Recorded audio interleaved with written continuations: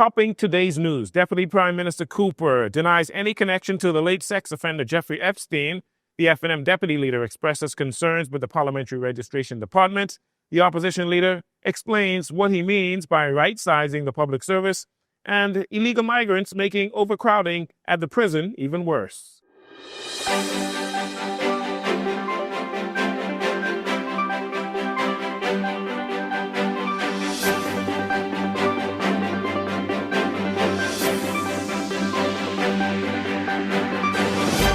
Good evening, Bahamas. I'm Jerino Saunders. This is your JCN Evening News. It is a pleasure to have you join us.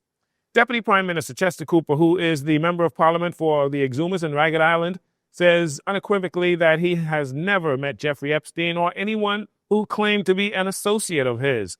The statement comes after a press inquiry about an email exchange connected to the so-called Epstein files, alleging that Cooper met with Jeffrey Epstein and received a campaign contribution from him. Mr. Cooper said he has never communicated with Mr. Epstein or anyone who claimed to be an associate of his, nor has he ever received any campaign contribution directly or indirectly from Epstein or anyone acting on his behalf. The Deputy Prime Minister reminded that knowingly spreading false information that damages reputations is not harmless and may constitute criminal libel and is an offense under Bahamian law. A group of Free National Movement members, including parliamentarians, senators, and ratified candidates, led by F&M Deputy Leader Shannon Dawn Cartwright, led a press conference outside the Parliamentary Registration Department on the Tonic-Williams-Darling Highway Thursday to express concerns about the voter registration process, claiming that there are several irregularities that they have come across. We are here, folks, candidates, members of our team, to discuss some very, very important issues to Bahamian people and issues relating to the registration process and the electoral process to be a concern for us through many of our voters and would-be constituents who express concern. So this is less about a protest and more about education and awareness today about the issues that continue to come before. And so we want to be very, very clear in these remarks today, that this is not necessarily about questioning our personnel. It's a question of process. And what the Bahamian people are demanding is both this consistency and clarity as it relates to a number of these issues. Now, on the backdrop of this, we were very, very recently about a situation where fraudulent passport and a voter's card.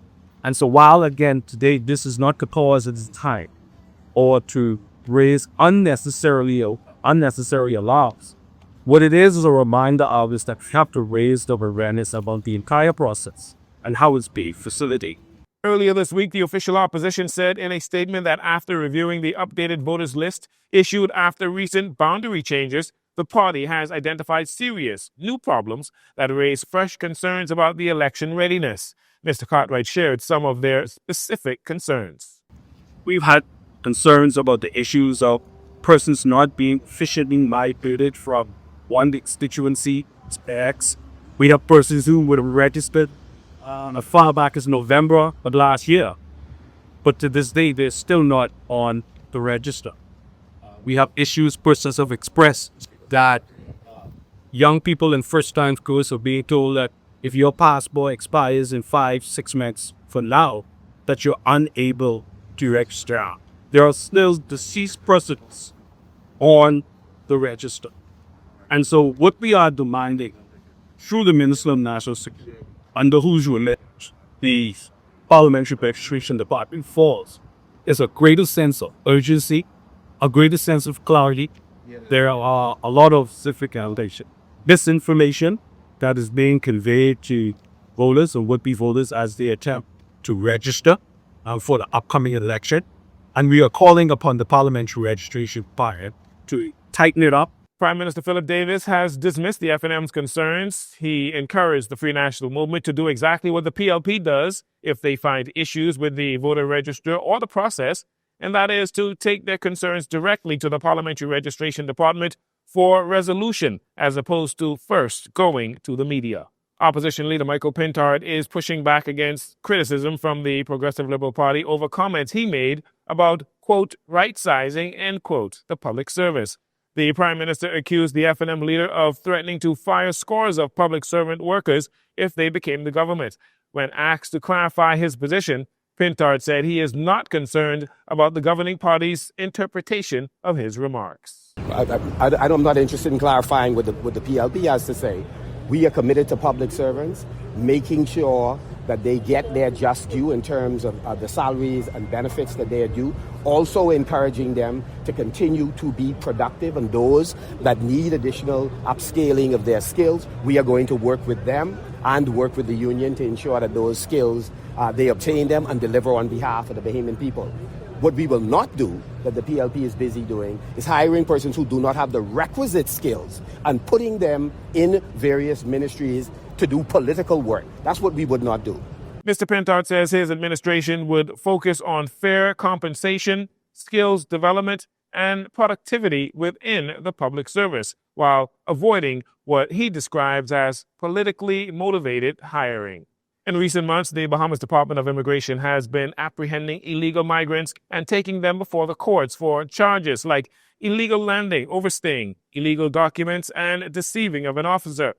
Dozens of these individuals are then sentenced and sent to prison before being deported. Well, that has apparently contributed greatly to overcrowding at the already overcrowded prison at Fox Hill. According to authorities, the prison is built to house 1,300 inmates, and it currently has 1,800 inmates.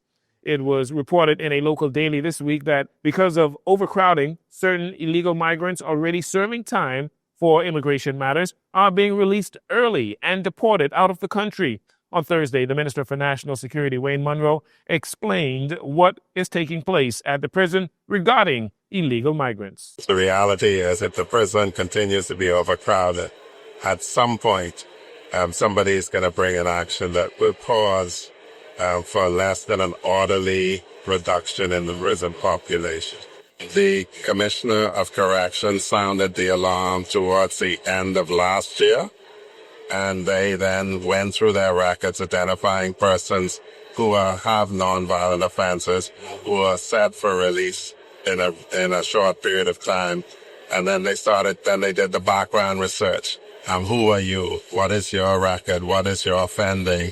Having, in many cases, the psychiatrists have a view of them that we have in the prison. And then they presented the files to the prerogative of mercy. Over 80 immigrants who have committed nonviolent and non-sexual offenses have already been deported and ordered not to return to the Bahamas. If they do, they would be made to serve the remainder of their sentence in addition to any new charges before being deported once again. The latest deportation exercise held this week saw 95 males and 32 females deported to their respective countries. However, it is unclear how many in this group were released early from prison. With technology advancing at warp speed, cyber protection is becoming increasingly critical for national security, economic, trade, and financial security, as well as personal security. This week at the Alive Business Cybersecurity Summit 2026, the Minister for National Security, Wayne Munro, told participants that the government takes cyber crimes very seriously. The intent of the Bahamas government, if this administration is returned, and the intent of this minister, if he is returned, as just a campaign is that the Bahamas Cyber Incident Response Team will be moved to the Ministry of National Security, and the director of the CERT will be involved in a grouping that I have reinvigorated for fondly at the heads of all national law enforcement agencies, because that is the level that we've elevated this area. The Minister of Economic Affairs, Michael Halkid, is also among the more than a dozen speakers at the well-attended event held at the Atlantis Paradise Island, and it wrapped up today. And finally, in this segment, the U.S. Embassy here in Nassau, in partnership with the Royal Bahamas Defense and Police Force and Bahamas Immigration, successfully concluded a week-long joint training program focused on combating transnational organized crime, human trafficking, and document fraud. The workshop brought together law enforcement professionals from both nations for intensive classroom instruction and hands-on practical exercises. At the closing ceremony, U.S. Ambassador to the Bahamas, Herschel Walker, emphasized the importance of the bilateral partnership. The Ambassador Walker, noted that the training is part of an ongoing partnership built on mutual respect and shared security interests. We'll take a break here. We'll be right back with more news on the other side of the break, where a 23-year-old man sentenced to prison for a quarter of a century. This segment of the news is brought to you by Sun Oil Limited. Welcome back. A 23-year-old man who admitted to fatally stabbing another man during an altercation was sentenced to 25 years in prison. Slade Seymour pleaded guilty to manslaughter and was sentenced by Justice Renee McKay. At the time of the incident, June 27, 2022, Seymour was working at a restaurant in the Carmichael Road Plaza when customers complained that Karen Thompson was panhandling nearby. When Seymour tried to get Thompson to leave, a dispute ensued after Thompson allegedly threw rocks, escalating into a fight, during which time Seymour fatally stabbed Thompson with a pocket knife. Prime Minister Philip Davis, accompanied by Minister of Agriculture and Marine Resources, Jomo Campbell, and the Minister of Works and Family Island Affairs, Clay Sweeting, led a delegation on a 4-hour tour of key agriculture and marine resource projects across New Providence. That was on Tuesday this week, underscoring the government's continued investment in food security, maritime sustainability, and infrastructure development. The first stop was at a ribbon-cutting ceremony for the renovated offices for the Department of Marine Resources located on East Bay Street. The delegation then traveled to Potter's Key Dock to view ongoing construction of the new passenger and freight terminal, a joint collaboration between D&T Shipping and the government, which is expected to modernize dock operations, improve efficiency, and strengthen the movement of goods and passengers throughout the Family Islands. The tour concluded at the new state-of-the-art cultivation center for the Golden Yolk egg production program. The government hopes to eliminate the $12 million spent on egg imports each year. Meanwhile, Opposition leader Michael Pintard is criticizing the government's latest announcement on poultry production. This comes after Prime Minister Philip Davis revealed that approximately 10,000 chicken mixes are expected to come on stream by the end of April, producing quite a few eggs as well as chicken products.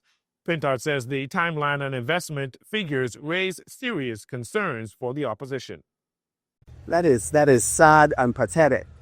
The government has spent, we believe, somewhere around $23 million. It takes chickens 4 to 5 months to lay eggs. They've been in government 4.5 years. It takes chickens 4 to 5 months if you really want to produce a good batch. We left in place a plan to take the country to self-sufficiency in eggs and chicken meat as well as turkey over a 2.5-year period.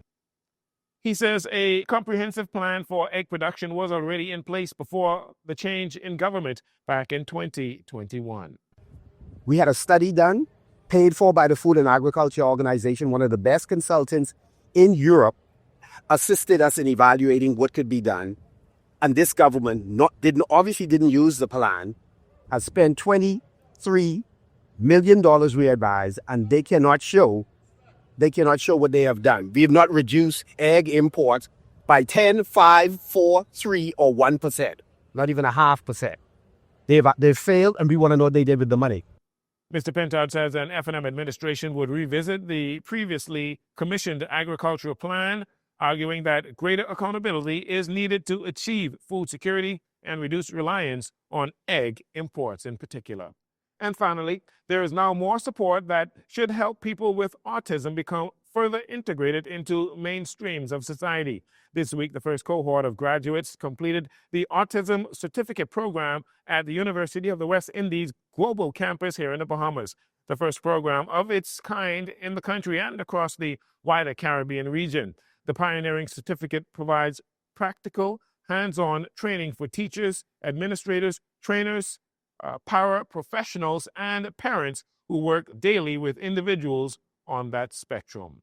It was led by country head Bridget Cooper, a trained special education teacher. The program features a carefully structured curriculum designed to equip participants with real-world strategies for helping people who are dealing with autism. Well, that'll do it for your JCN Evening News. I'm Jarino Saunders. It's been a pleasure to have you join us. This segment of the news has been brought to you by Sun Oil Limited.